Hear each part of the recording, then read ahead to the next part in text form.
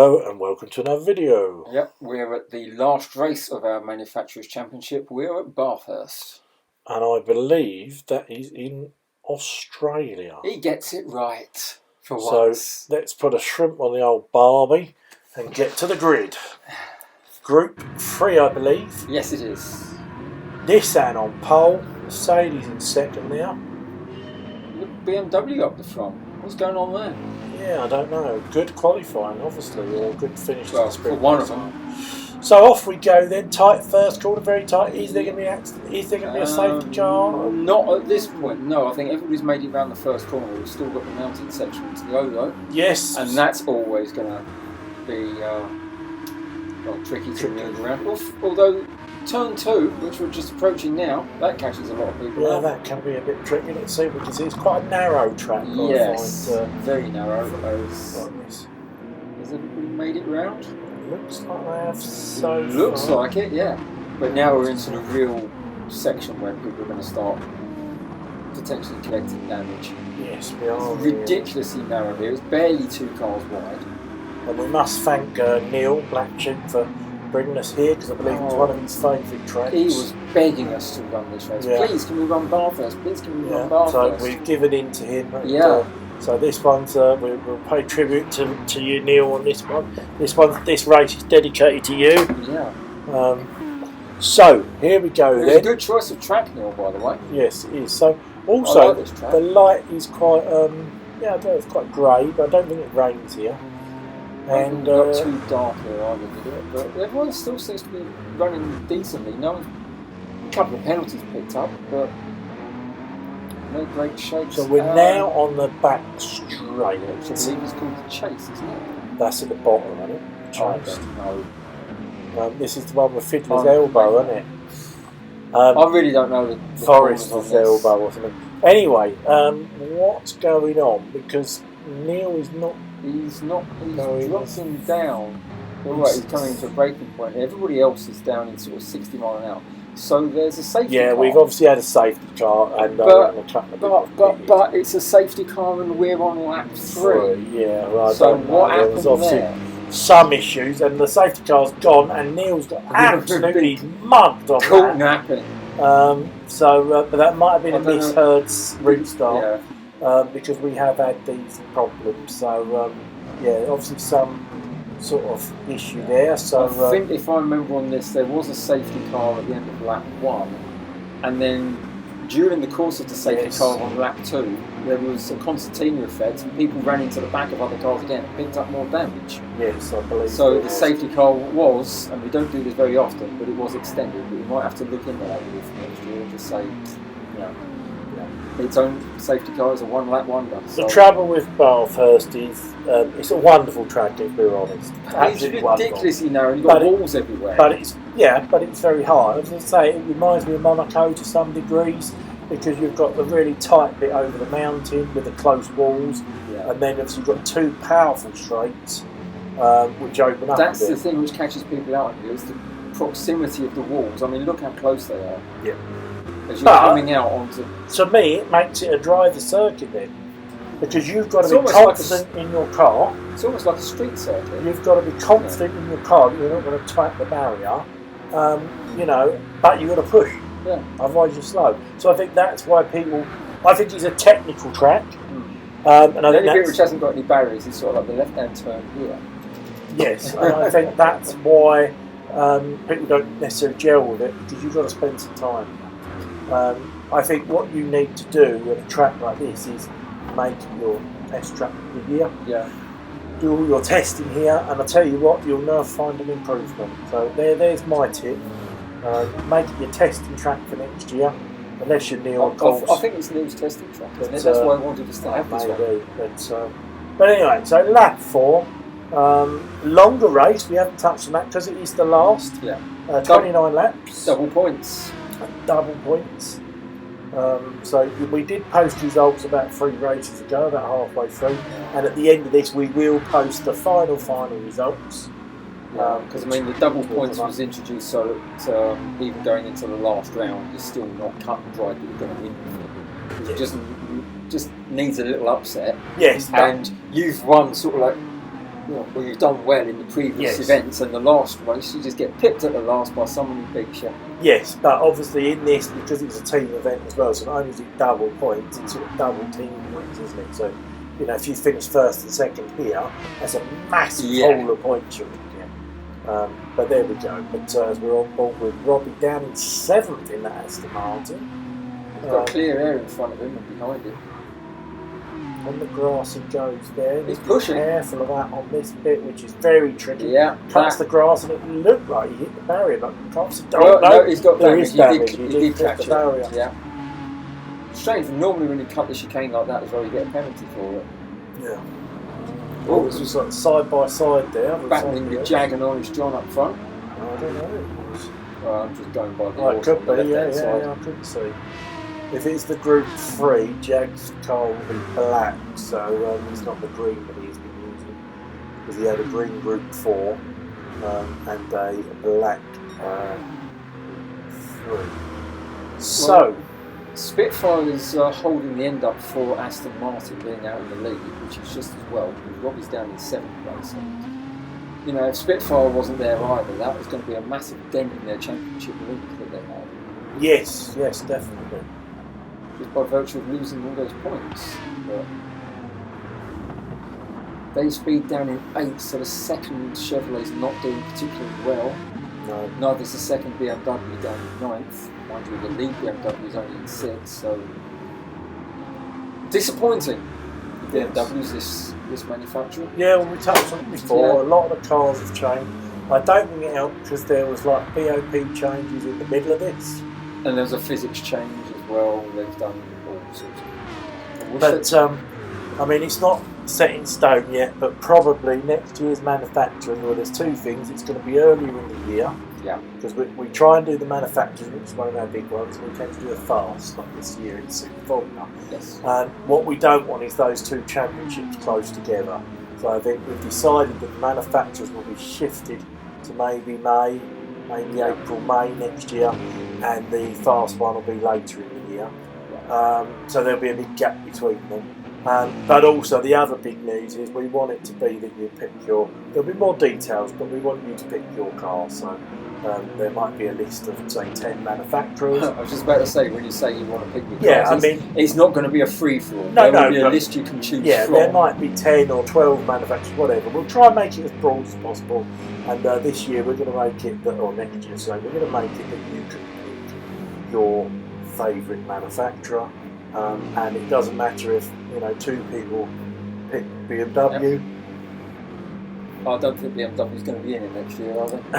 But what I mean is, if two people pick BMW, that's fine. We'll just have different team names. So then we'll have say maybe a works team and a privateer team, whatever. But there'll be more details. But it's just to give you a heads up. And also, we want to change it because we've done it various ways. We've drawn them out of a hat. We've done random generators. We've done all sorts of ways. But I think it's a long time coming that we do it, that you pick your manufacturer then. Because I think it will change the dynamic a bit. I won't go on too much longer about this, but I think the idea of that is you can't really then blame the car. No. If you've picked BMW and it's a shit box, it's your own fault. It's your own fault it's a shit box because you shouldn't have picked BMW. So that's my point. But anyway, we'll more details on that for next year. But just to give you a quick heads up, back to the race. We're on lap 16 now, so halfway. We've skipped because a lot didn't happen. Yeah, so we're about halfway or just over halfway. Yeah. We've still got an Aston in first place. We've got Mercedes in second, and we've got BMW going into the pits. Oh, we skipped onto the last lap, so this must really have been an uneventful race. And we've got Neil Black Sheep in the lead, Neil Spitfire in second. And Matty in that Nissan in third. Yeah, that Nissan is always there or thereabouts, isn't it? But hats off to Neil. I mean, this is, he was saying on the run up to this that it was his favourite all-time circuit, and so it's proved. And he's still running. And also, don't forget that he's been on his own. Oh, it's been there. Yeah, don't forget that he's been on his own for a lot of it. So again, hats off to Neil. He is one of our, not newest players, but he is a new player from sort of beginning of the year. and he's settled in really nicely, and he's an absolutely brilliant chap, we should say. He loves a bit of banter, and I'm glad he's in the group, if I'm honest with you. And didn't he say that next year he wants at least one race out of every championship to be at this track? Yeah, this track, yeah.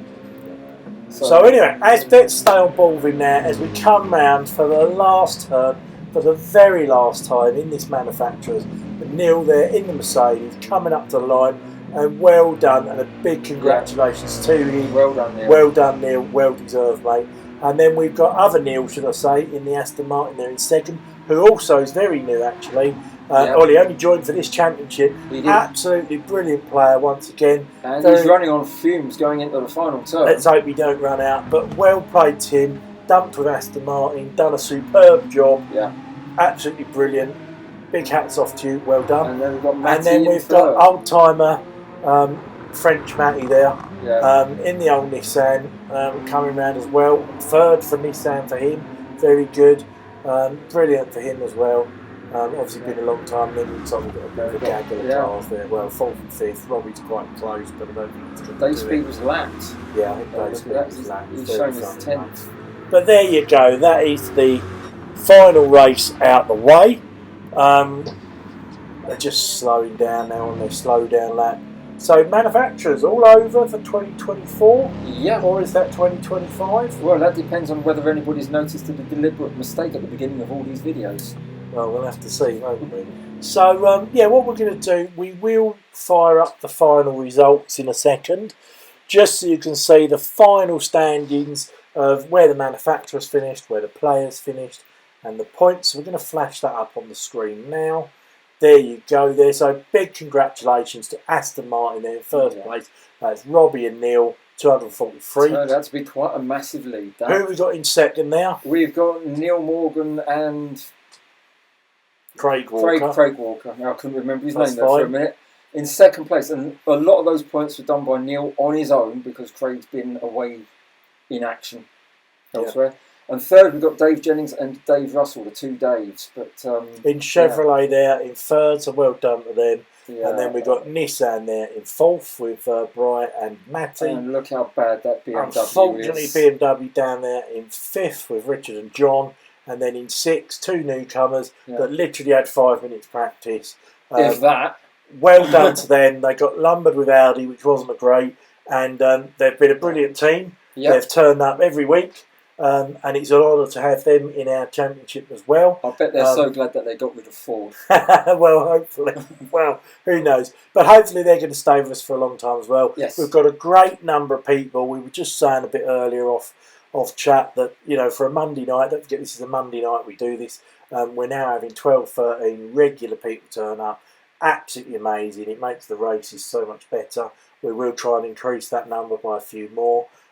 Having a fuller field does have some downsides because it's harder, but I think that's a good thing, and it just means you've got to be more aware, and we should all be checking that radar, and we should all be looking out for each other and trying to be careful. My word, doesn't it make qualifying fun? Well, exactly. So I think it's good all round. Thanks everyone for taking part in this manufacturers. Really enjoyed it. Cars, not so much, but like I said, next year we'll change it. Also, a quick shout out to our sponsor this year, which was EGM Golf, that do lots of equipment for the ranges. So anyone into their golfing, whatever, might want to have a look at that. They've helped out with various things with this championship.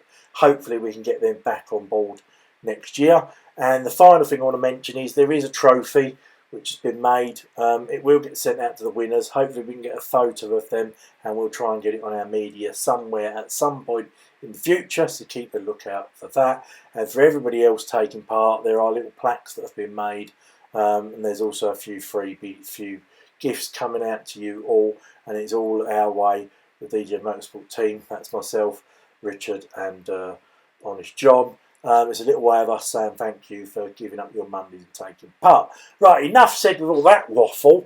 What is the next championship that we can all look forward to? Well, you remember back earlier in the year we did a Group 4 4-wheel drive. And we had a choice between 4-wheel drive and front-wheel drive. Yes. And you were disappointed that everyone chose 4-wheel drive. I was, but ironically, I used the Bugatti and absolutely stormed it because I came second, I think. So well, it's going to be a continuation of that, and we're going to use the cars that we didn't use in the first championship. Front-wheel drive. It's going to be front-engine, front-wheel drive. So expect masses of front tyre wear. Terrible tyre wear. So that's our next one coming up, which I think maybe 5 or 6, I can't remember, championship rounds. And then what's the one to round off the year? Then after that, rounding off the year is going to be Super Formulas. Okay. Where we're going to be issuing a bit more detail on that in the future, but suffice to say at the moment it's going to be the 2023 version of the Super Formula cars.